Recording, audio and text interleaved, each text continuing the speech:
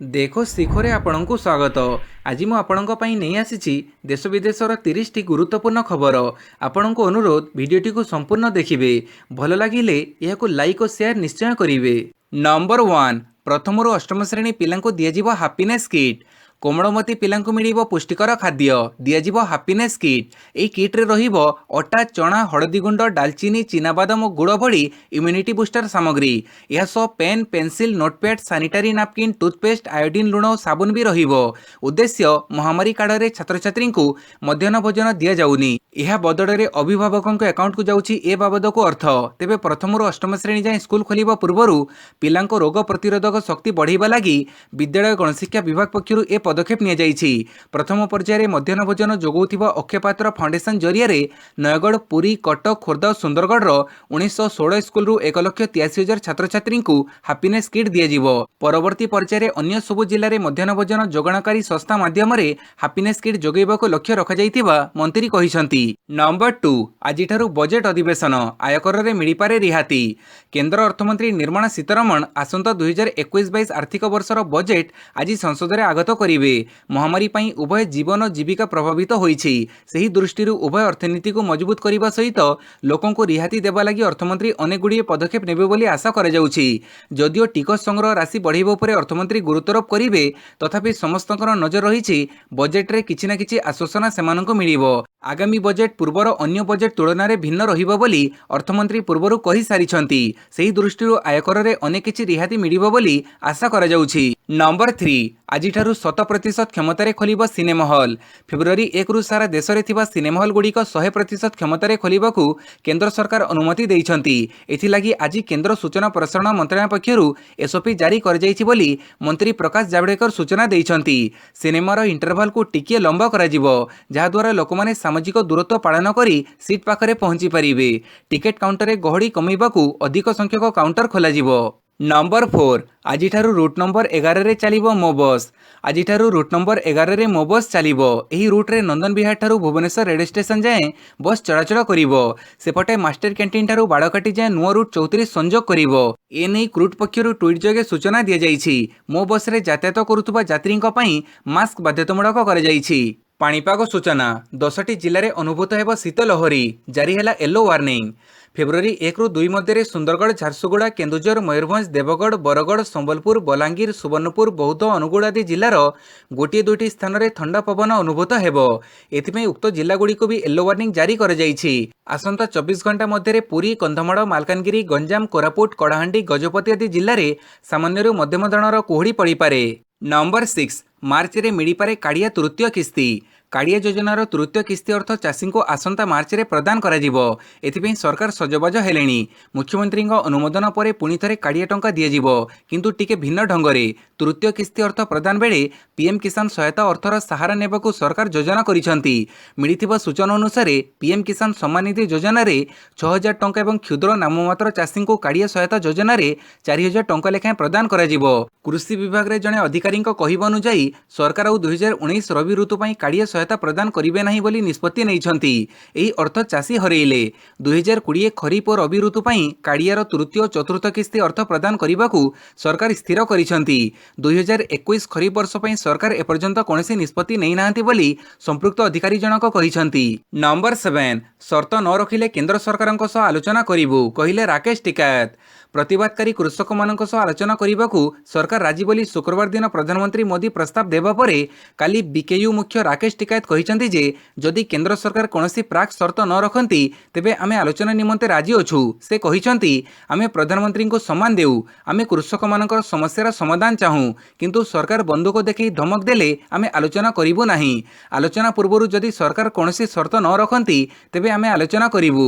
ସାଧାରଣତନ୍ତ୍ର ଦିବସରେ ତ୍ରିରଙ୍ଗା ପତାକାକୁ ଅସମ୍ମାନ ପ୍ରଦର୍ଶନ ହୋଇଥିବା ଯୋଗୁଁ ଦେଶ ଦୁଃଖିତ ବୋଲି ପ୍ରଧାନମନ୍ତ୍ରୀ କାଲି କହିବା ପରେ ଭାରତ କିଷାନ ୟୁନିୟନର ମୁଖ୍ୟ ରାକେଶ ଟିକାୟତ କହିଲେ ଯେ ସମଗ୍ର ଦେଶ ଜାତୀୟ ପତାକାକୁ ଆଦର କରନ୍ତି।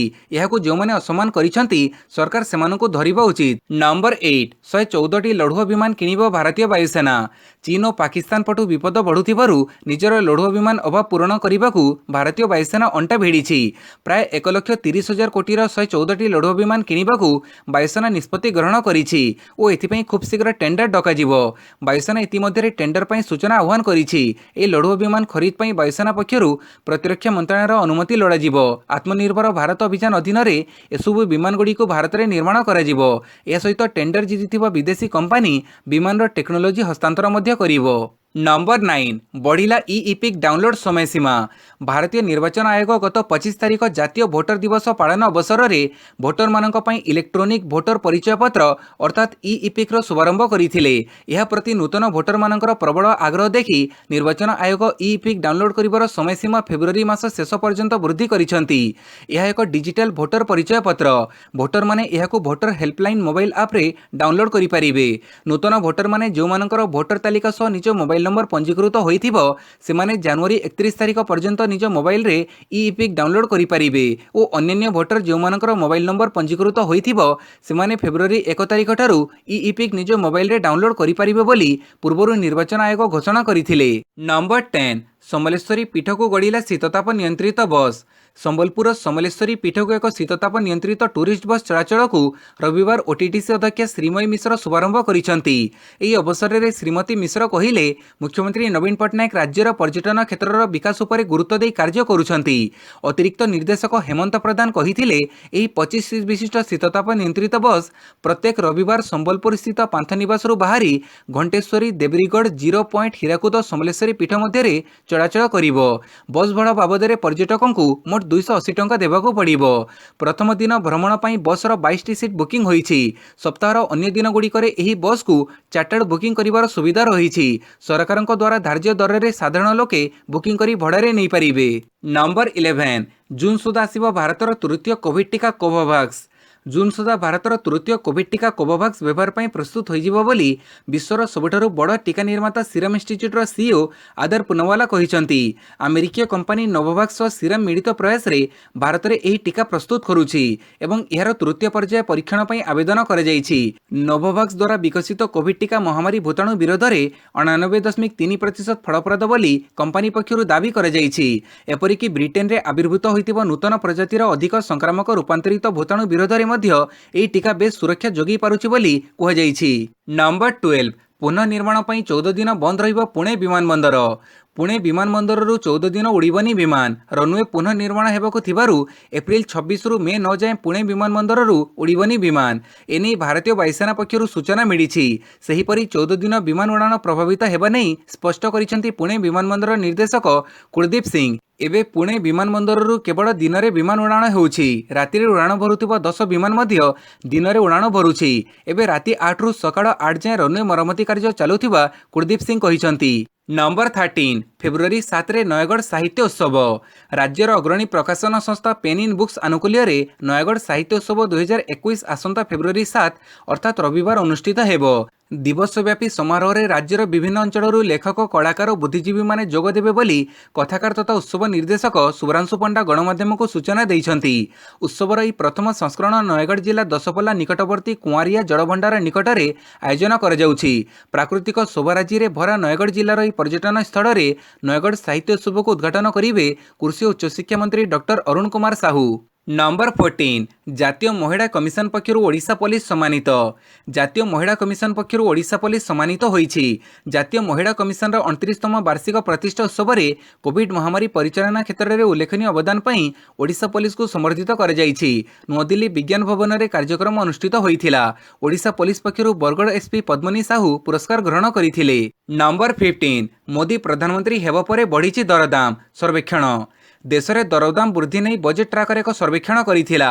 एथिरे देशर 3/4 लोके नरेंद्र मोदी प्रधानमंत्री हेबा परे अत्यावश्यक सामग्रीर मूल्य अनियंत्रित होइछि बोली भाबुथिबा जणा पड़िछि। सर्वेक्षण अनुसार एबे देश में 72.1% लोके देश में दरदाम बढ़ुथिबा स्वीकार करिसेंति। तेबे देश में दरदाम बढ़ुथिबा कथा 2015 रे मात्र 17.1% लोके भाबुथिले। गत वर्ष अर्थात 2020 रे 10% लोके दरदाम ह्रास होइथिबार अनुभव करुथिबा कहिथिले। तेबे सेतेबेले 12.8% लोके मूल्य ह्रास को अस्वीकार करिथिले। हेले केंद्र बजेटर दिनक पूर्वरु आसीथिबा तथ्य एबे आर्थिक मामले रे चिंतार विषय पलटिछि। नंबर 16 राहुल गांधी को तुरंत कांग्रेस अध्यक्ष कराजिबाको दाबी। पुणी राहुल गांधी होई पारंती कांग्रेस पार्टीर अध्यक्ष। राहुल गांधी को तुरंत अध्यक्ष कराजिबा नै दिल्ली कांग्रेस एक प्रस्ताव पारित करिछि। एबे सोनिया गांधी कांग्रेसर अंतरीण अध्यक्ष अछंती। तेणु कांग्रेसर नुआ अध्यक्ष चयन 5टी राज्यर विधानसभा निर्वाचन पर अर्थात जून 2021 पर हेबो बोली जनवरी 22 तारिख रे होइतिबा बैठक रे निष्पत्ति निया जाइथिला। किंतु एहा पूर्वरु राहुल को अध्यक्ष कराजिबा नै दाबी जोर धरिछि। काली जिला प्रदेश कांग्रेसर अध्यक्ष चौधरी अनिल कुमार वर्तमान राजनीतिक परिस्थिति पर आलोचना करिबा पई एक बैठक डकैथिले। एही बैठक रे कांग्रेस पार्टी को मजबूत करिबा एवं भविष्यतर नीति उपर आवश्यक विचार विमर्श होइथिला। नंबर 17 ओटीटी प्लाटफर्म गुड़िक नियमावली प्रणयन करेंगे केंद्र सरकार। ओवर द टॉप बा ओटीटी प्लाटफर्म गुड़िकर नियंत्रण पर केंद्र सरकार खूब शीघ्र एक नियम प्रणयन करेंगे। ए संपर्क में केंद्र सूचना प्रसारण मंत्री प्रकाश जावड़ेकर सूचना देइछंती। देश में गत किछि वर्ष है ओटीटी प्लाटफर्म जेपरिक Amazon Prime, Netflix, Zee five, Hotstar, Sony Liv इत्यादि गुड़िकर लोकप्रियता बढ़ी जाइछि। तेबे एथिरे अश्लील, अशालीन और उत्तेजना सृष्टिकारी कार्यक्रम प्रसारण हेउथिबा अभियोग हेउछि। एहाकु दृष्टि रखी ओटीटी प्लाटफर्म गुड़िकर प्रसारित कार्यक्रम नियमन पर सरकार केतेक नियमावली प्रणयन करेंगे।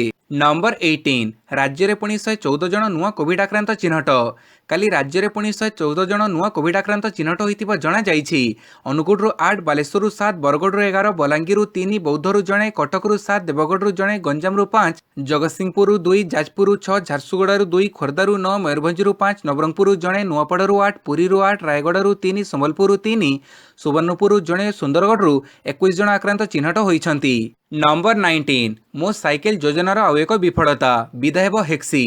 मो साइकेल योजना राजधानी रे एक प्रकार फेल मारिथिया बेले एबे हजारे साइकेल चलाउथिबा संस्था हेक्सी आउ सेवा जोगैबनी बोली निष्पत्ति नेइछि। संस्था जो आशा नहीं भुवनेश्वर सेवा आरंभ करिथिला ता पूरण हेलानी। गाँ भाँ लोके साइकेल चलाउथिबारु संस्था साइकेल गुड़िकर रक्षणाबेक्षण ପାଇଁ जेतिकी कर्मचारी रखिथिला सेमानक दरम अर्थ उठिलानी। तेणु अधिकांश कर्मचारी को छटई करि देइछि। एबे क्षति रे भुवनेश्वर सेवा जोगैबनी बोली हेक्सी निष्पत्ति नेइछि। हेले बीएमसी रो जणे अधिकारी कहिसंती जे हेक्सी संस्था साइकेल गुड़िकर रक्षणाबेक्षण करूनी। विभिन्न स्थान रे साइकेल पड़ुथिले हें ताहाकु उठौनी। पूर्वरु एभଳି कार्य करिथिबारु प्राय 95 लाख टंका जरिमाना होइछि। किंतु संस्था जरिमाना देइनी। एबे भी सेवारे उन्नति आणुनी। तेणु संस्था को विदा हजारे साइकेल अन्य 2 संस्था को देवाक योजना अछि। नंबर 20 पश्चिमबंग निर्वाचन में ममता सह ओल्लै पारे आरजेडी। तृणमूल कांग्रेस अध्यक्ष तथा मुख्यमंत्री ममता बानर्जी राज्य में मेंट परिसर बढ़ाइबा उद्यम करुछंती। लालू प्रसाद यादवंकर आरजेडी सह प्रथमरु ममता संपर्क भल थिबा बेले एबे निर्वाचन में मेंट लागि प्रस्तुत आरंभ कर देइछंती। पश्चिमबंग विधानसभा निर्वाचन को नहीं बीजेपी राजनीतिक चाल चढ़ाई। सेपटे मुख्यमंत्री ममता बानर्जी रणनीति दायित्व संभाळिथिबा प्रशांत किशोर बीजेपी को बेंगल निर्वाचन में मात देवाक जुटी जाइछंती। एही क्रम में प्रशांत किशोर रविवार कोलकाता रे आरजेडी रो 2 कार्यकर्ता को भेटिछंती। आरजेडी वरिष्ठ नेता अब्दुल बारी सिद्दिक और श्याम रज्जक रविवार संध्यारे प्रशांत किशोर को भेटी दीर्घ आलोचना करिछंती। एथिरु राज्य रे टीएमसी सह आरजेडी मेंट नै चर्चा आरंभ होई जाइछि। नंबर 21 भद्रक रे जिला बिजु युव छात्र नेतृत्व सम्मेलनी। काली भद्रकर नेहरू स्टेडियम ठारे जिला बिजु युव छात्र नेतृत्व सम्मेलनी एक वर्णाढ्य परिवेश रे उद्घाटित होईछि। एथिरे प्राय 15,000 ऊर्ध्व बिजु छात्र संगठनर कर्मी और नेता माने जोग देइथिले। राज्यर बहु युव नेता एथिरे सामिल होई तृणमूल स्तरर युव छात्र कर्मी माननकु जिलार नेतृत्व निर्देश रे किभଳି आगामी निर्वाचन मंत्र फंकिबे बोली निज वक्तव्य रे कहिथिले। एही अवसर रे मुख्यमंत्री नवीन पट्टनायक भर्चुअल माध्यम रे एही समावेश रे उपस्थित समस्त युव छात्र नेता और कर्मी माननकु उद्बोधन देइथिले। भद्रक विधायक संजीव मल्लिक और चांदबाली विधायक व्यमकेश राय नेतृत्व रे एही कार्यक्रम आयोजन कर जाइथिला। नंबर 22 8 वर्ष पर वास्तव रूप नेब कैपिटल हॉस्पिटल रो पीजी इंस्टीट्यूट। 8 वर्ष पर वास्तव रूप नेबाकु जाउछि कैपिटल हॉस्पिटल रो PG institute of science and research. राज्य सरकार एहाकु प्रशासनिक मंजूरी देवा परे पीजीआई पई बाट फिटिछि। खूब शीघ्र एथिपई टेंडर कराजिबो बोली स्वास्थ्य विभाग पक्षरु सूचना मिलिछि। 2013 मसीह राज्य सरकार कैपिटल हॉस्पिटल को पीजीआई रे परिणत करिबा पई निष्पत्ति नेइथिले। पीजीआई चंडीगढ़ ढांचार एक स्टेट ऑफ द आर्ट प्रतिष्ठान प्रतिष्ठा पई योजना होइथिला। एथिपई एकाधिक बार बैठक बसिथिले हें यह वास्तव रूप नहीं पारि नथिला। Number 23 India Gate basmati rice मालिक गिरफ। बहुचर्चित वीवीआईपी हेलिकॉप्टर किणा दुर्नीति मामला रे अनूप गुप्ता गिरफ। 3600 कोटी टंकार एक दुर्नीति मामलें प्रवर्तन निर्देशालय इंडिया गेट बासुमती चाउलर उत्पादनकर्ता केआर बीपी लिमिटेड संयुक्त प्रबंध निर्देशक अनुप कुमार को उठे नहीं एने शनिवार ईडी सूचना देछि। अगस्टा वेस्टलैंड वीवीआईपी हेलिकप्टर किणा मामलें कड़ा टंका को धड़ा करने अभियोग में मनी लॉन्ड्रिंग अधिनियम अनुसार अनुप कुमार को गिरफ्त कर जांच से सहयोग करुन नाम अभियोग उठी। गिरफ पर स्वतंत्र अदालत 5 दिन ईडीर हेफाजत को पठई देइछंती। नंबर 24 खणी रे चढ़ऊ बेड़े वन कर्मचारी को ठेलापेला कले ग्रामवासी। बेआईन भाव चलता खणी रे चढ़ऊ बेड़े वन कर्मचारी को ग्रामवासी ठेलापेला करिथिबा अभियोग होईछि। एभली अभावनीय घटना देखा मिली खोर्धा बाणपुर थाना टांगी वन विभाग अधीन नाचणी निकटस्थ मतपोखरा काली अपराह्न खोर्धा रणपुर टांगी और बालुंगा वन कर्मचारी मिलित भाव मतपोखरा निकट मांकड़ा खड़ी रे चढ़ऊ करने को आसीथिले। खनिठारु किछि दूर रे थिबा जेसीबी जबत करने को जाइथिला वन विभाग, हेले एहाको विरोध करथिले स्थानीय लोके। एमितिके वन विभाग सह स्थानीय लोकंक मध्य ठेलापेला पर्यंत कथा जाइथिला। घटनास्थल में नाचुणी पुलिस पहुंची बुझासुझा करिबा परे परिस्थिति नियंत्रणाधीन होइथिला। चोरा चालाण सन्देह रे जेसीबी जबत करने को गला बेले एभली घटना घटिथिबा पुलिस पक्षरु सूचना दिया जाइछि। नंबर 25 राताराती तैयारी है 12 लेयर बैरिकेड। अवैध दुर्गरे परिणत है दिल्ली गाजीपुर सीमा। आंदोलनकारी चाषी बढ़ुवा संख्या को देखि राताराती तैयारी है 12 लेयर बैरिकेड। आंदोलनकारी चाषी अटकैवा एभली नुआ फंडा आपणी दिल्ली पुलिस। बैरिकेड सह कंटायुक्त तार बिछा जाइछि। NH24 को पूरापूरी बंद रखा जाइछि। नोएडा सेक्टर 62 रु अक्षरधाम रास्ता को पूरापूरी सील कर जाइछि। जनवरी 26 दिन दिल्ली में होइतिबा हिंसा पर राजधानी में सुरक्षा व्यवस्था को आहरी कड़ाकड़ी कर जाइछि। दिल्ली सह संलग्न कृषक माने धारणा देउथिबा समस्त सीमा रे सुरक्षा व्यवस्था को बढ़ाई दिया जाइछि। शनिवार राति रे दिल्ली गाजीपुर सीमा रे 12 लेयर बैरिकेड लगा जाइछि। नंबर 26 स्वामी को हत्या करिबा परे भी पेंशन रु वंचित हेबे नहीं स्त्री। स्वामी को अंते मिलुथिबा परिवार पेंशन नहीं पंजाब और हरियाणा हाईकोर्ट एक गुरुत्वपूर्ण राय शुणाइछंती। एही शुणाणी अनुसार जदि कोनोसी कारणरू नहीं स्त्री स्वामी को हत्या करिथांती या परे भी स्त्री परिवार पेंशन पाई परिबे। एथिरे तांकर अधिकार रहिछि। एथिरु स्त्री को केही भी वंचित करि परिबे नहीं। नंबर 27 बजेट रे स्वास्थ्य सेवा को दिया सर्वाधिक प्राथमिकता। आज संसद में केंद्र अर्थमंत्री निर्मला सीतारमण आगत करेंगे चलित दशंधीर प्रथम बजेट। यह बजेट रे भारत सरकार स्वास्थ्य सेवा पर सर्वाधिक गुरुत्व देवे बोली अर्थनीतिज्ञ माने आकलन करिसेंती। आसोचेम प्राइम्स पार्टनर सर्वे रे 550 रु अधिक शिल्पपति बजेट संभावना संपर्क में मतामत नि जाइथिला। एमानक मध्यरु 39.7% संबल आवंटन एवं बजेट रे नीति सहायता दृष्टि स्वास्थ्य सेवा सर्वाधिक प्राथमिकता पाइबो बोली आशा प्रकाश करिसेंती। नंबर 28 जनवरी रे जीएसटी आदाय 1,20,000 कोटी छुईला। जनवरी मासरे देशर जीएसटी राजस्व रेकर्ड 1,20,000 कोटी छुईछि। यह जनवरी 2020 तुलन में 8% अधिक होइथिबा बेले पूर्व मास अर्थात डिसेम्बर 2020 तुलन में 4% अधिक। डिसेम्बर 2020 रे जीएसटी आदाय 1,15,174 कोटी टंका थिला। एप्रिल मासरे देश में लॉकडाउन चलिथिबारु सरकारक जीएसटी राजस्व ह्रास पाई 32,172 कोटी को ह्रास पाइथिला। सेहीपरि मे मासरे यह 62,151 कोटी को वृद्धि पाइथिला। नंबर 29 तमिलनाडु द्वितीय थर सैयद मुश्ताक अली ट्रॉफी चैंपियन। दिनेश कार्तिक नेतृत्वाधीन तमिलनाडु पुणी थे 2021 सैयद मुश्ताक अली ट्रॉफी रे चैंपियन होइछि। अहमदाबाद सरदार पटेल स्टेडियम रे रविवार खेला जाइथिबा फाइनल मुकाबिला रे तमिलनाडु भारत को 7 विकेट रे परास्त करिछि। प्रथमे बैटिंग करी बरोदा निर्धारित 20 ओवर 9 विकेट हरई 120 रन ही सीमित रहिथिला। जवाब रे तमिलनाडु 18 ओवर रे 3 विकेट हरई विजय लक्ष्य हासिल करिछि। दल 13 वर्ष पूर्वे 2007 रे चैंपियन होइथिला। बड़ कथा सेही समय मध्ये दिनेश कार्तिक दलर अधिनायक थिले। नंबर 30 डाक्तरखाना डिस्चार्ज हेले बीसीसीआई रो सभापति सौरभ गांगुली। द्वितीय आंजियोप्लास्टी पर एवं सुस्थ हो घर को फेरी भारतीय क्रिकेट दलर पूर्वतन अधिनायक तथा बीसीसीआई सभापति सौरभ गांगुली। चलित मासरे द्वितीय थर पर जनवरी 27 रे डाक्तरखाना भर्ती होते बीसीसीआई सभापति सौरभ गांगुली। पूर्व हृदघातर शिकार होता गांगुली समस्त प्रकार परीक्षा आउ थे आंजियोप्लास्टी परीक्षा पर हृदपिंड रे ब्लकेज को दूर करने धमनी रे 2टी स्टेंट लग जाइथिला। काली डाक्तरखाना डिस्चार्ज कर भिडियोटी को संपूर्ण देखिथिबारु बहुत बहुत धन्यवाद।